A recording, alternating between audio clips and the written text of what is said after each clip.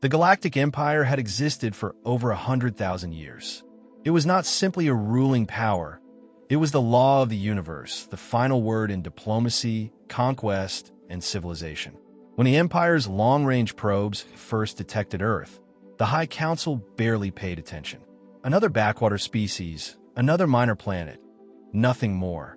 The automated assessment marked the inhabitants as bipedal mammals, aggressive but disorganized, technologically underdeveloped. Not even worth a military demonstration. They dispatched a standard delegation with the usual subjugation package. It was more courtesy than necessity. The delegation arrived in a shimmering diplomatic vessel, parked itself in orbit, and contacted Earth's leading governments. They announced themselves with the practiced arrogance of a species that had never lost a war. "You have been discovered by the Galactic Empire," the message began. "Your continued existence is now conditional. Accept integration or face elimination. This is non-negotiable." The message was translated into every major Earth language and broadcast worldwide. The initial response from humanity wasn't fear, panic, or reverence. It was confusion, then laughter. Deep, genuine, uncontrollable laughter. On news networks, social media, late-night shows, humans laughed. A TikTok trend started mocking the Empire's tone. Memes exploded with alien cosplay and parody ultimatums. Within hours, "Welcome to Earth" dorks trended across all platforms. The Empire's observers were baffled. This wasn't the standard reaction. Fear was expected. Capitulation was common. But laughter? The Empire mistook it for ignorance. They sent a follow-up message, sterner this time, emphasizing the consequences of refusal. Still, the humans didn't respond with submission. Instead, they sent a single message in return. "We appreciate your interest in Earth, but we're not looking to join any space cults at the moment." The transmission included a clip of an old Earth comedy sketch featuring aliens being outwitted by bumbling humans. It was a joke, a deliberate one. The Empire didn't understand it. Their analysts pored over the clip, confused by its meaning. Was it a declaration of defiance? A cultural glitch? Or something else? Eventually, they categorized humans as culturally unstable but non-threatening. A recommendation was made to send a minimal pacification fleet if diplomacy failed. No more than 3 destroyers. Earth would be subdued in a day. The matter was considered resolved. But the humans hadn't laughed because they misunderstood the threat. They laughed because they understood it too well. To them, the Empire wasn't terrifying, it was ridiculous. All-powerful aliens showing up with stiff uniforms, formal declarations, and antique superiority complexes. It was science fiction made real, but badly written. Humanity had grown up on stories like this. From Orwell to Asimov, from Independence Day to The Expanse, humans had prepared for this moment not with weapons, but with ideas. While the Empire relied on repetition and intimidation, humans had trained their minds on what to do when the unimaginable became real. In every city, every country, thinkers, hackers, and strategists began to organize, not because they were afraid, but because they were entertained. A cosmic empire wanted obedience. What it got instead was a species that thought rebellion was the punchline to a joke. And the Empire was about to find out. Humans laugh loudest before they fight hardest. The Galactic Empire, unfazed by Earth's mockery, proceeded with its standard subjugation protocol. Their official communique demanded Earth's immediate surrender, offering protection and assimilation in exchange for total compliance. They outlined a structured integration plan, complete with resource quotas, language reforms, and planetary governors. It was a system that had worked flawlessly across thousands of planets. Resistance was rare, and when it occurred, it ended quickly. To Earth, it was insulting. The message, though couched in formal diplomacy, read like a script written by someone who'd never spoken to a human. It presumed fear, submission, and reverence. Humanity gave them none of that. Instead, governments around the world shared the Empire's proposal publicly, and the response was immediate and unanimous. Earth erupted in ridicule. Every part of the proposal was dissected, ridiculed, and turned into content. Videos of fake human ambassadors reading the Empire's terms in sarcastic tones went viral. Memes compared the Galactic Empire to failed startup pitches. Cartoons portrayed alien overlords getting schooled by Earth toddlers. The Empire interpreted this as disobedience that needed correction. They authorized a display of power, a common tactic used to break planetary spirits. 3 warships, sleek, moon-sized dreadnoughts, descended into Earth's orbit. They initiated a demonstration, vaporizing an uninhabited island with a controlled energy burst. The Earth trembled, but only from the blast. Humanity didn't blink. In fact, they live-streamed the attack and titled it, "Aliens Try to Scare Us with Lasers, Fail Spectacularly." The real work began in silence. Earth's global powers met privately. Publicly, it was chaos and laughter. Privately, it was war prep. Intelligence agencies, defense contractors, cybersecurity teams, and scientific communities went into overdrive. Not out of fear, but out of habit. Humans have been preparing for existential threats long before the Empire arrived. Nuclear war, bioterrorism, pandemics, climate collapse. An alien empire was just another problem to solve. Humanity understood it was outgunned. Their military tech was primitive in comparison. So, they didn't focus on fighting the Empire head-on. Instead, they turned to asymmetrical warfare. Hackers went to work probing the Empire's communication signals. Physicists tried to reverse engineer the energy signatures from the blast. Behavior analysts started cataloging alien speech patterns, body language, and response times. No detail was too small. And from this effort, humanity began crafting a counterplay, not based on firepower, but on disruption. In less than a week, the first wave of human retaliation launched.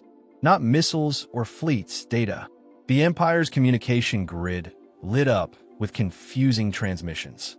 Propaganda disguised as internal memos, false commands, alter navigation protocols, mimicked command codes. Nothing overt, nothing easily traceable. Just small glitches, ones that caused minor disruptions, accidents, delays. The Empire didn't understand.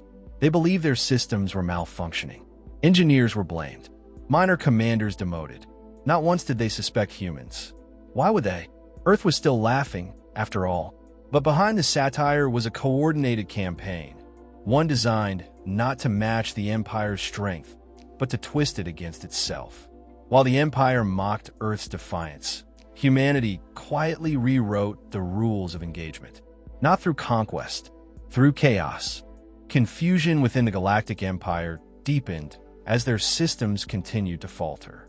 Battle fleets missed rendezvous points. Automated repair drones received nonsensical commands. Entire logistics chains buckled under invisible pressure. What began as small glitches turned into full-blown operational failures. And still, no one could identify the source. The Empire, with its rigid hierarchy and reliance on flawless control, was entirely unprepared for warfare without a face. They expected enemies to come with fleets, not with code. Humanity, meanwhile, thrived in the disorder. Chaos was their natural habitat. The more unpredictable things became, the more effective humans grew. Coordinated teams across the globe continued launching cyber offensives, each more inventive than the last. They fed the Empire's AI networks with false input, fake planetary coordinates, simulated mutiny reports, imaginary black hole anomalies. One human operation convinced an entire alien task force that their mothership was under siege by a rebel faction that didn't exist. They self-destructed after failing to confirm loyalty protocols. But humanity didn't stop at sabotage. They studied the Empire's behavior, how they moved, how they responded, what triggered panic. Humans noticed something critical. The Empire's strength relied on centralization. Orders flowed from the top down. Decisions were slow. Autonomy was discouraged. Any disruption to communication created paralysis. And in that gap, humans struck again and again. While the Empire tried to impose order, humans weaponized unpredictability. A dozen false distress signals will be followed by a real breach. Imperial patrols would chase phantom threats across star systems, only to return and find supply depots ransacked by drones programmed using outdated salvage code.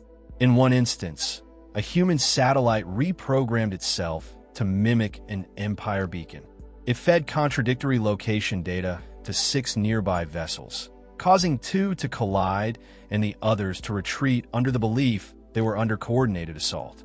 The Empire's leaders were outraged. They demanded answers, investigations, and heads to roll. But their subordinates were paralyzed. No human ships had entered their space. No official declarations of war had been made.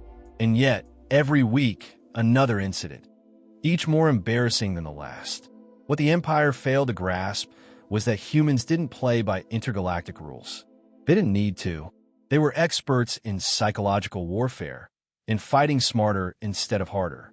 They understood that fear was most effective when it crept in quietly, when your systems failed without warning, when your own people started questioning reality. The Empire had once mocked Earth's primitive state. Now, they couldn't even tell if their fleet movements were real or manipulated. One Empire admiral finally said aloud what others were too afraid to admit. We're not fighting humans. We're being hunted by them. And still, Earth remained silent. No grand speech, no ultimatum, just a growing void where control used to be. Humanity hadn't just entered the galactic stage, they'd flipped the script. And the Empire, for the first time in living memory, found itself at the mercy of an enemy it couldn't predict, control, or understand. The Empire finally acted with desperation. They assembled the Dominion Armada, a coalition of 50 capital ships, hundreds of escorts, and thousands of drones. Their mission: orbit Earth, disable every satellite, disrupt all digital signals, and prepare for a full planetary lockdown. No more diplomacy, no more displays. They would overwhelm Earth with sheer presence, crush resistance before it could take form, and wipe the smirk off a planet that dared laugh at their power. But by the time the Armada arrived, Earth had already rewritten the battlefield. The first anomaly was silence. The Empire expected resistance signals, frantic broadcasts, or at least the arrogant static of human defiance. Instead, there was nothing. No movement, no transmissions. Earth's satellite network, once buzzing with noise, had gone dark. The atmosphere was calm. It felt wrong. The commanders hesitated, but only briefly. They activated EMP swarms to disable remaining systems and launch data scramblers to corrupt any human tech still online. Then their ships started disappearing. At first, they assumed navigational errors, then cloaking anomalies. But soon, it became clear entire destroyers were being ripped from space, silently, surgically. One moment on the grid, the next gone. And the odd part? No energy spikes, no weapon signatures, no debris. They never considered the possibility that humans had faked their own vulnerability. Earth hadn't gone dark out of fear. It was a trap. The satellite network hadn't shut down. It had gone hidden.